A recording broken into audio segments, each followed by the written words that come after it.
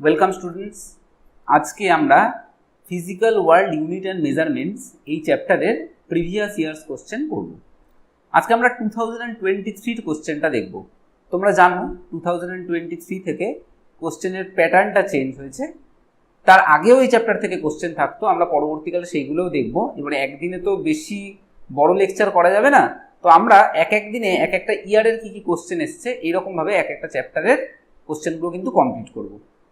তোমাদেরকে যা বলেছিলাম একদম এক্স্যাক্টলি সেরকমভাবেই ক্লাস চলবে। প্রত্যেকটা ক্লাসের থিওরি লেকচার থাকবে, তার সঙ্গে সঙ্গে প্রবলেমস থাকবে, তার সঙ্গে সঙ্গে প্রিভিয়াস ইয়ার্স কোশ্চেনও থাকবে, যাতে তোমরা এক্সামের জন্য একদম 100% রেডি থাকো এবং তোমাদের পার্সেন্টাইলও খুব ভালো আসে। তো এক্ষেত্রে 2023-তে আমি যেটা দেখলাম, এই চ্যাপ্টার থেকে টোটাল 12 মার্কসের কোশ্চেন এসছে। একটা কোশ্চেন মানে 1 মার্কের এমসিকিউ 4খানা, আর একটা গ্রুপ বি থেকে 8 মার্কসের কোশ্চেন আছে। তো আমরা প্রত্যেকটাই আজকে ডিসকাস করব। চলো দেখে নিই তাহলে। দেখো, ফার্স্ট আমাকে যেটা বলেছে, which of the following pair of physical quantities does not have same dimensional formula. মানে দুটো করে ফিজিক্যাল কোয়ান্টিটি দেওয়া আছে। দেখো, work torque, impulse linear momentum, tension surface tension, angular momentum planks constant. আমাদের দেখতে হবে এদের দুজনের এই চারটের মধ্যে কোন পেয়ারটার সেম ডাইমেনশন নয়। দেখি আমরা এক এক করে। তোমরা নিশ্চয়ই এতদিনে একটুখানি ডাইমেনশন পড়েছো। ওয়ার্কের ফর্মুলা আমরা কি জানি? Force into displacement. তাহলে ফোর্সের ডাইমেনশন আমরা জানি m(l)(t⁻⁻²) আর ডিসপ্লেসমেন্টের l, তাহলে মিলিয়ে হয়ে গেল m(l²)(t⁻⁻²). আর টর্কের কি? টর্ক মানে হচ্ছে, মানে টর্ক অ্যাকচুয়ালি তোমরা জানো নিশ্চয়ই, তোমরা তো মেকানিক্স পড়ছো। ধরো এরকম একটা জায়গায় এখানে একটা ফোর্স কাজ করছে, এখানে একটা ফোর্স কাজ করছে। তাহলে টর্ক হচ্ছে এমন একটা ফিজিক্যাল কোয়ান্টিটি যে কোনো বডিকে রোটেশনাল মোশন দিতে মানে সাহায্য করে। তাহলে বুঝতেই পারছো, এরকম দিকে যদি একটা ফোর্স আর এদিকে যদি একটা ফোর্স কাজ করে, এটাকে এরকমভাবে ঘুরিয়ে দেবে। তাহলে টর্কের ফর্মুলা হচ্ছে, আমাদের এখন অত ভালো করে না জানলেও চলবে, টর্কের ফর্মুলা হচ্ছে এই যে পেয়ার অফ ফোর্সের ছিল তার মধ্যে যে কোনো একটা ফোর্স আর তাদের মধ্যে যে পারপেন্ডিকুলার ডিস্টেন্সটা আছে, মানে এই ডিস্টেন্সটার মাল্টিপ্লিকেশন। মানে মোট কথা হচ্ছে সেই ফোর্স আর ডিসপ্লেসমেন্টেরই মাল্টিপ্লিকেশন। তাহলে ফোর্সের হচ্ছে আমার সেই mL(t⁻⁻²) আর তার সঙ্গে l ইকুয়াল টু mL²(t⁻⁻²). তাহলে ওয়ার্কের ডাইমেনশনও পেলাম mL²(t⁻⁻²), টর্কের ডাইমেনশনও পেলাম mL²(t⁻⁻²). তাহলে এদের দুজনেরই ডাইমেনশন সেম, তাহলে এই অপশানটা হবে না। এবারে ইম্পালস আর লিনিয়ার মোমেন্টাম আমরা দেখব। আচ্ছা, ইম্পালস মানে কি তোমরা জানো? যদি না জেনে থাকো তাহলে জেনে রাখবে, কোনো একটা বডির ওপরে যদি এফ ফোর্স টি টাইম ধরে কাজ করে, তাহলে এফ আর টি এর মাল্টিপ্লিকেশন হলো ইম্পালস। ফোর্স আর টাইমের মাল্টিপ্লিকেশনটা হলো ইম্পালস। তাহলে ফোর্সের ইউনিট আমরা কি জানি? নিউটন, আর ইম্পালসের জন্য হচ্ছে সেকেন্ড। তাহলে ফোর্সের যে ডাইমেনশন সেটা হচ্ছে mL(t⁻⁻²) আর তার সঙ্গে টাইমের ডাইমেনশন মানে টি। তাহলে এইটা ইকুয়াল টু কি হয়ে গেল? mL(t⁻⁻1), এটা হয়ে গেল ইম্পালসের ডাইমেনশন। আর লিনিয়ার মোমেন্টাম মানে আমরা কি জানি? P সমান মাস ইন্টু ভেলোসিটি, মানে mv। মাসের জন্য ডাইমেনশন m, আর ভি এর জন্য তোমরা জানো L(t⁻⁻1). তাহলে দেখো, ইম্পালসেরও ডাইমেনশন হলো mL(t⁻⁻1) আর লিনিয়ার মোমেন্টামের ডাইমেনশন হলো mL(t⁻⁻1). তাহলে এই দুটোর ডাইমেনশনও সেম, তাহলে এই অপশানটাও হবে না। এইবারে চলে আসে অপশান সিতে। অপশান সিতে কি আছে? Tension and surface tension. Tension মানে হচ্ছে অ্যাকচুয়ালি ফোর্স। তাহলে ফোর্সের ডাইমেনশন তো আমরা বারবারই পড়ছি, তাহলে টেনশনের ডাইমেনশন কি হয়ে যাবে? mL(t⁻⁻2). আর সারফেস টেনশন মানে হচ্ছে ফোর্স পার ইউনিট লেন্থ। এবারে তোমার হঠাৎ করে মনে হতে পারে যে সারফেস টেনশন আমি মনে রাখবো কি করে? অ্যাকচুয়ালি দেখো, এই যে work, torque, impulse, linear momentum, surface tension, এই সব আমরা পরবর্তী চ্যাপ্টারগুলোতে পড়বো। এখন যেহেতু আমাকে পিওয়াইকিউ সলভ করাতে হচ্ছে, আমি জাস্ট তোমাদেরকে বলে দিচ্ছি, যখন সারফেস টেনশন পড়বো তখন দেখবে এই ফর্মুলা, এর ডাইমেনশন সবই তোমাদেরকে বার করা শিখিয়ে দেবো তখন। সুতরাং চাপের কিছু নেই। সেমিস্টার আগে তোমরা দেখবে যে কতটা তোমরা প্রিপেয়ার হয়ে গেছো। তো ফোর্স পার ইউনিট লেন্থ, ফোর্সের হচ্ছে mL T to the power minus two আর লেন্থের হচ্ছে এল, তাহলে এল এল কাটাকাটি হয়ে গেল, এটা ইকুয়াল টু হয়ে গেল M L T to the power minus two. তাহলে দেখো টেনশনের হচ্ছে M L T to the power minus two, আর সরি এটাতে এলটা থাকছে না, এখানে শুধু পড়ে থাকছে এম, সারফেস টেনশনেরটা পড়ে থাকছে M T to the power minus two. তাহলে টেনশন আর সারফেস টেনশনের ডাইমেনশনটা কিন্তু আলাদা, তাহলে এই অপশানটা আমাদের কারেক্ট অপশান। আর একটা যেটা দিয়েছে বলেছে অ্যাঙ্গুলার মোমেন্টাম আর প্ল্যাঙ্কস কনস্ট্যান্ট। অ্যাঙ্গুলার মোমেন্টামের ফর্মুলা পরে পড়বো আমরা, এম ভি আর, এম এর জন্য এম, ভি এর জন্য L T to the power minus one, আর আর এর জন্য একটা L equal to M L square T to the power minus one. Okay, angular মোমেন্টামের তাহলে ডাইমেনশন হয়ে গেল M L square T to the power minus one. Planck's কনস্ট্যান্টের dimension তোমরা দুভাবে মনে রাখতে পারো। এক নম্বর যেটা মনে রাখতে পারো সেটা হচ্ছে বোরের হাইপোথেসিস। তোমরা যারা একটু পড়াশোনা করেছো তারা জানো বোর তত্ত্ব বলে যে ইলেকট্রন যে কোনো কক্ষপথে ঘুরতে পারে না, সেখানের অ্যাঙ্গুলার মোমেন্টাম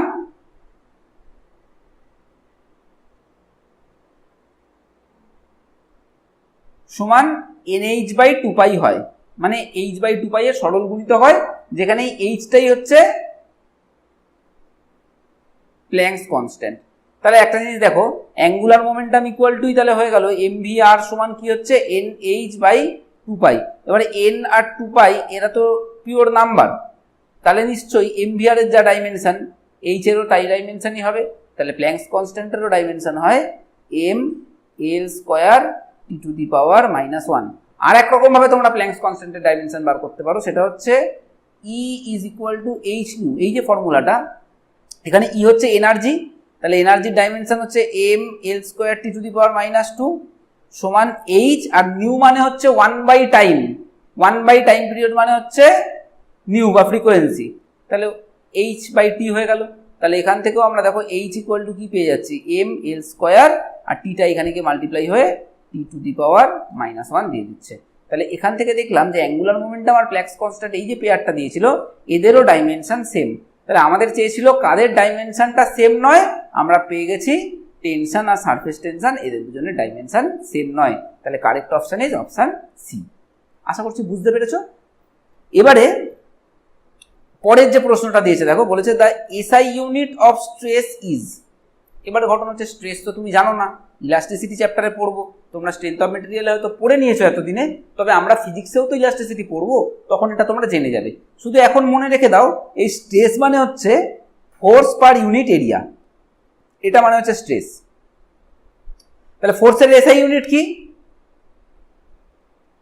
নিউটন। আর এরিয়ার এসআই ইউনিট কি? Metre square. তাহলে এটা ইকুয়াল টু হয়ে যাবে newton per metre square. Per metre square থাকলে এটা উপরে উঠে গেলে কি হয়ে যাবে newton metre to the power minus two. দেখো তো কোন অপশনটা এ না বি না ডি না, তাহলে কোন অপশনটা কারেক্ট? সি অপশনটা কারেক্ট। দেখো newton metre to the power minus two আছে, তাহলে এই অপশনটা আমার কারেক্ট। আশা করছি বুঝতে পেরেছো। এইবারে আমরা পরের প্রবলেমটা দেখি। বলেছে the dimension of thermal conductivity. এটাও আমরা পড়বো হিট অ্যান্ড থার্মোডাইনামিক্স বলে আমাদের যে চ্যাপ্টার আছে হিট অ্যান্ড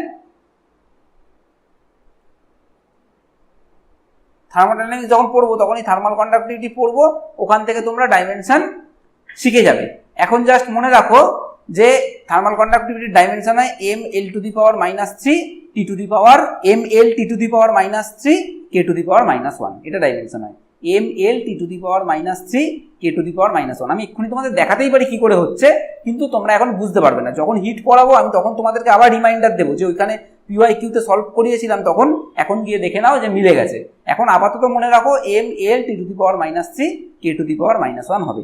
এখানে এই কেটা হচ্ছে টেম্পারেচার, এটা theta to the power minus ওয়ানও কখনো কখনো থাকতে পারে, কে টু দি পাওয়ার মাইনাস ওয়ানও থাকতে পারে, এটা হচ্ছে টেম্পারেচার বোঝাচ্ছে। আচ্ছা, এই প্রবলেমটা দেখো তোমাদের কমন প্রবলেম পড়ে গেছে। আমি যেদিন তোমাদেরকে এরার পড়িয়েছিলাম, এরার পড়াতে পড়াতে এক্সাম্পলেই এই প্রবলেমটা করিয়েছিলাম। If the percentage error in measurement of radius of a sphere is 2%, then percentage error in measuring of its volume. তাহলে আমাদেরকে দেওয়া আছে delta R by R percent, এটা দেওয়া আছে 2%। বার করতে বলেছে delta V by V percent, এটা বার করতে বলেছে। তাহলে ভি ইকুয়াল টু আমরা কি জানি 4/3 পাই আর কিউব। তাহলে ডেল্টা ভি বাই ভি যখন করবো, দেখো 4/3 পাই এর তো কোনো এরর হবে না, আর কিউব আছে, তাহলে এটা কি হয়ে যাবে 3 delta R by R is equal to 3 into 2% equal to 6%। এটা আগেও করানো ছিল, আমি এখন আবার করিয়ে দিলাম, তোমাদের জাস্ট রিমাইন্ডার দিয়ে দিলাম, তোমাদের মনেও থাকবে যাতে তোমাদের জিনিসটা ইজি লাগে। সুতরাং এটাও পারা গেল। এই 4খানা 1 নাম্বারের কোশ্চেন ছিল, 1 মার্কস কোশ্চেন এই 4টে ছিল। আর 8 মার্কসের একটা কোশ্চেন ছিল গ্রুপ বিতে, সেই কোশ্চেনটা দেখো। এখানে মার্কস ডিস্ট্রিবিউশনটা ছিল 2 + 3 + 3। প্রথমে বলেছে state the principle of dimensional homogeneity. তোমাদের মনে হতে পারে বাবা কি স্টেট করতে দিল, প্রিন্সিপাল অফ হোমোজেনিটি এটা তোমরা জানো। আমি যেদিন তোমাদেরকে ডাইমেনশন অ্যানালিসিস শিখিয়েছিলাম সেদিন শিখিয়েছিলাম মনে আছে যে যদি আমাদের অ্যাডিশন বা সাবট্রাকশন করতে হয় তাহলে তাদের ডাইমেনশনটা সেম হয়, আর অ্যাডিশন বা সাবট্রাকশন করার পরেও সেম ডাইমেনশনই আসে। তাহলে ডাইমেনশনাল হোমোজেনিটি বলতে আমরা কি বুঝি? we can add or subtract physical quantities of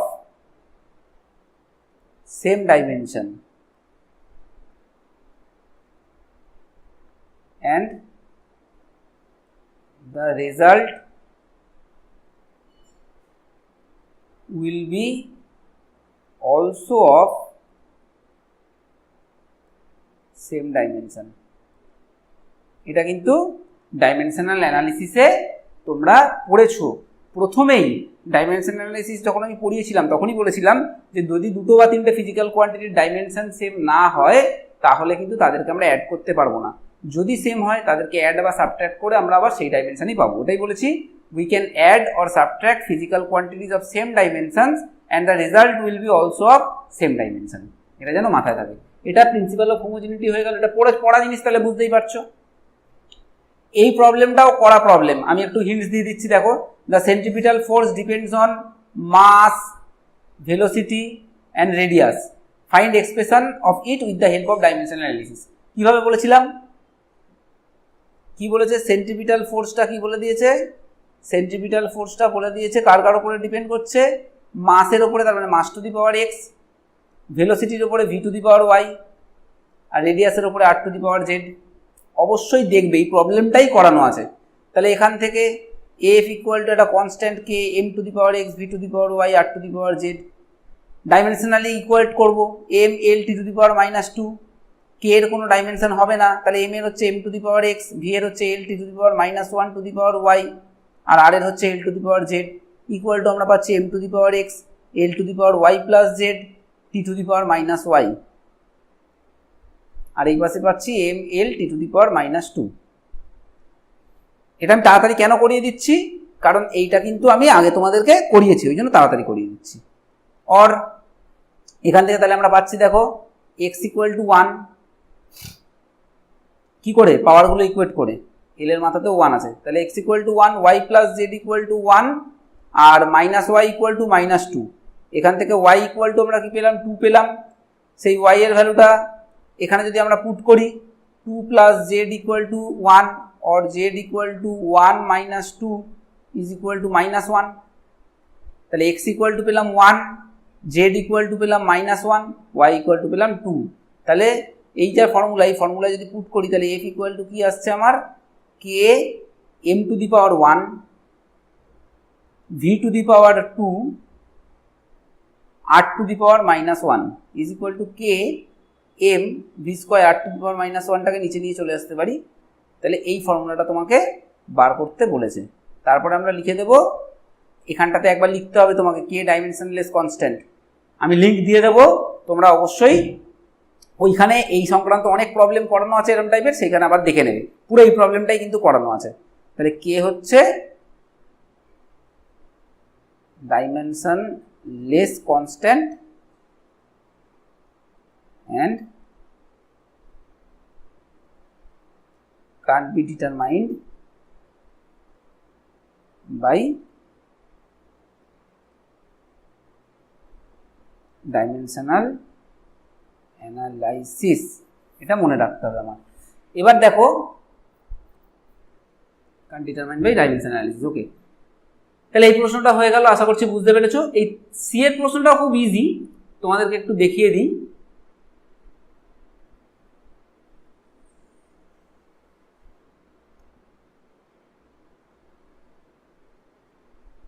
দেখো সি এরটা কি বলেছে, বলছে in an experiment the values of refractive index of glass were found to be, ওই তোমার হচ্ছে 1.54, 1.53, 1.44, 1.54, 1.56 and 1.45 in successive measurements।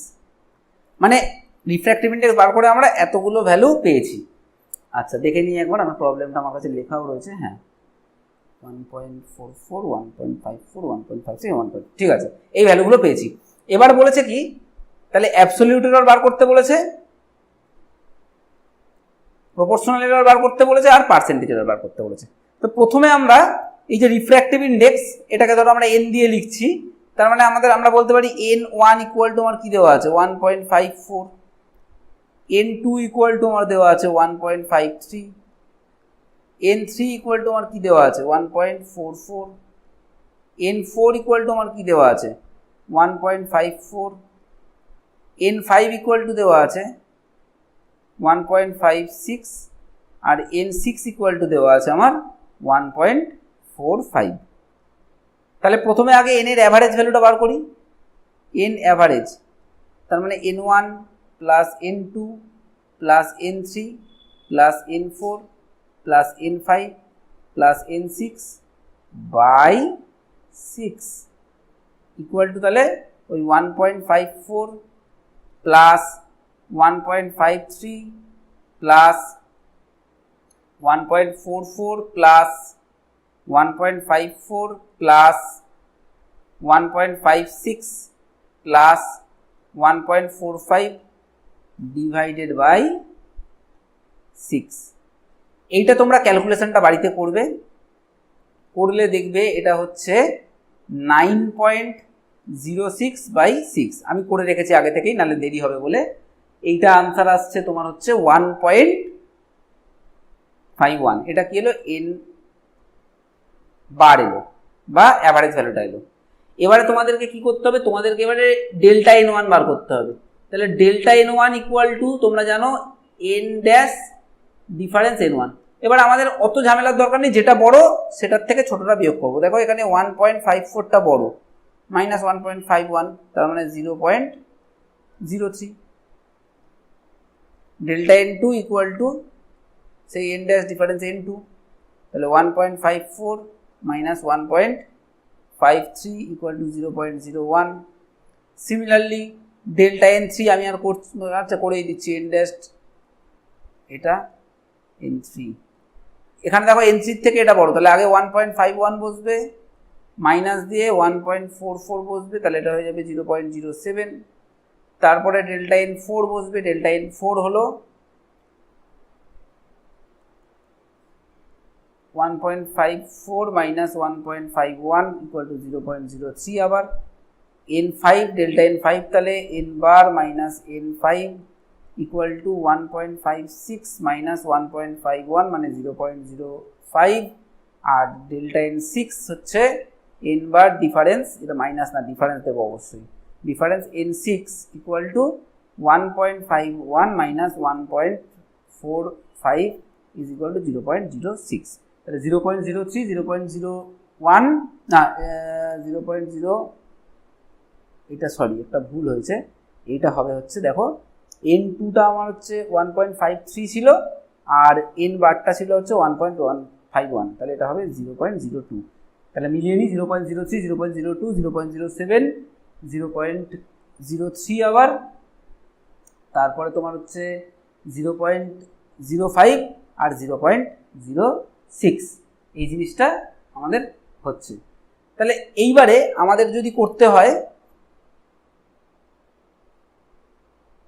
Delta N এর অ্যাভারেজ, তাহলে কি করবো 0.03 plus 0.02 plus 0.07 plus 0.03 plus 0.05 plus 0.06, তাহলে 6 5 11 3 14 আর 7 21 আর 2 23 আর 3 26, তাহলে ইজ ইকুয়াল টু হবে 0.26 বাই, আচ্ছা সরি এটা বাই 6 হতে হবে তাই না, মানে অ্যাকচুয়ালি কি হবে, এটা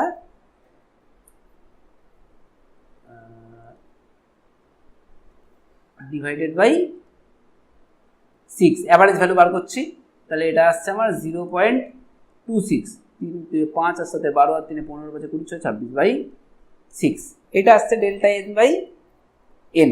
এটা তাহলে আমার কি হয়ে গেল, এটা আমার হয়ে গেল অ্যাবসলিউট এরর,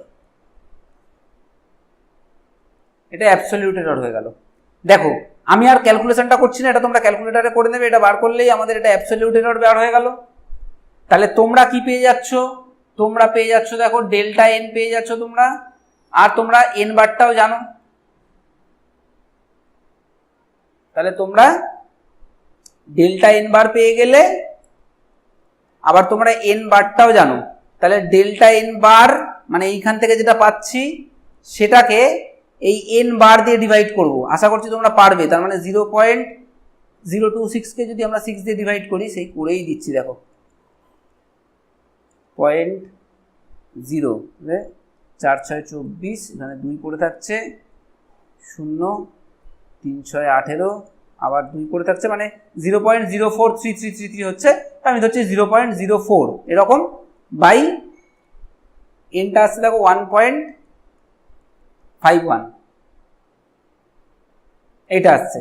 এটা করলে আর কি ওই রকম মোটামুটি 0.03 মতো কিছু একটা আসবে, দেখে যা মনে হচ্ছে, 3 15 45, তো এই 0.026 এরকম মতো আসবে। তাহলে এইটা আসছে হচ্ছে 0.04333 এরকম আসছে, এটা বার করিনি, লিখিনি আর কি। এখান থেকে এটা ডিভাইডেড এটা করলে মোটামুটি 0.026 আসছে, এটা হয়ে গেল তাহলে তোমার প্রপোর্শনাল এরর। তাহলে দেখো অ্যাবসলিউট এরর হয়ে গেল এইটা, প্রপোর্শনাল এরর হয়ে গেল এইটা, আর তাহলে পার্সেন্টেজ এরর কত হবে,